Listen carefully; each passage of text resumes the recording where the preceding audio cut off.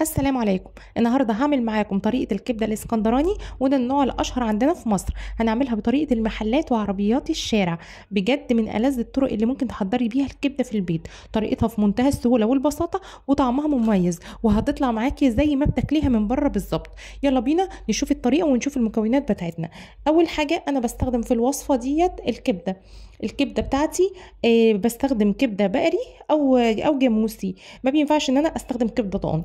الكبده بتقطعيها شرايح، ممكن تقطعيها عصافيري او قطع زي ما انت عايزه.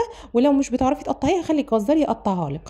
ولو جايبه الكبده قطعه كده على بعضها، يفضل ان انت تجمديها عشان تتحكمي فيها. بعد كده بقى هجهز التتبيله بتاعه الكبده. معايا كده 8 فصوص من الثوم، وبحط عليهم معلقه من الملح. الاول انا بدق الثوم مع الملح كده علشان يمسك الثوم ما يجريش مني، واقدر ان اتحكم فيه. وبعدين بضيف باقي التوابل الكبده الاساسيه: معلقه كبيره من الكمون، معلقه كبيره من الكزبره الناشفه، وبحط توابل لحمه. ديت بتديها طعم مميز جدا. هتحطي معلقه صغيره بس.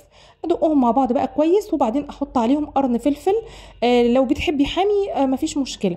واطحنيهم مع بعض كويس قوي، وعليهم ربع كوبايه من الخل وعصره ليمونتين. انا بحب ان انا ادق الخلطه كده في الهون زي ما انت شايفه، مش بضربها في الكبه علشان ما تتعصرش معايا. باخد بقى معلقتين كده من التتبيله، بركنهم على جنب، وبضيف التتبيله اللي انا عملتها ديت على الكبده. اقلبها كويس جدا لحد ما اتاكد ان كل شرايح الكبده اتغلفت بالتتبيله. وبركنها كده مده ساعه ولا حاجه، على ما ابدا ان انا اجهز صوص الطحينه بتاعي. معايا كوبايه من الطحينه، بضيف عليها كوبايه من الزبادي. ده بيخلي الطحينه كده تبقى خفيفه معاكي، وما تعملكيش حموم ولا حرقان ولا اي حاجه. ببدا بقى ان انا اخففها بالميه لحد لما اوصل للقوام اللي انا عايزاه. تقدري تخليها خفيفه او تقيله شويه زي ما انت بتحبيه. الاكل مزاج.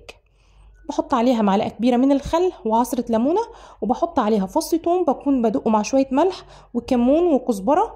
واقلب بقى الخليط ده كله مع بعض، وكده الصوص بتاعي جاهز. نبدا بقى لتجهيز الكبده. بحط كميه من الزيت كده، لا هي صغيره ولا هي كبيره، كميه وسط.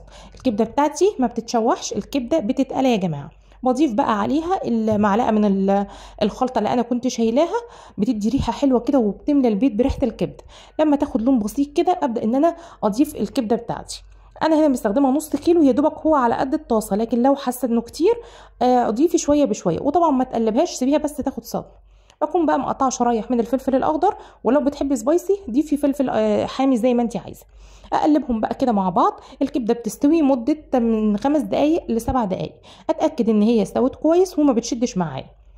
باكلها بقى بالعيش الفينو، تجنن زي المحلات بالظبط. جربيها بطريقتي، والف هنا وشوفها على قلبكم. ما تنسوش الاشتراك في القناه ومفعل الجرس واللايك الجميل عشان تشوفوا كل وصفاتي. وشكرا لكم.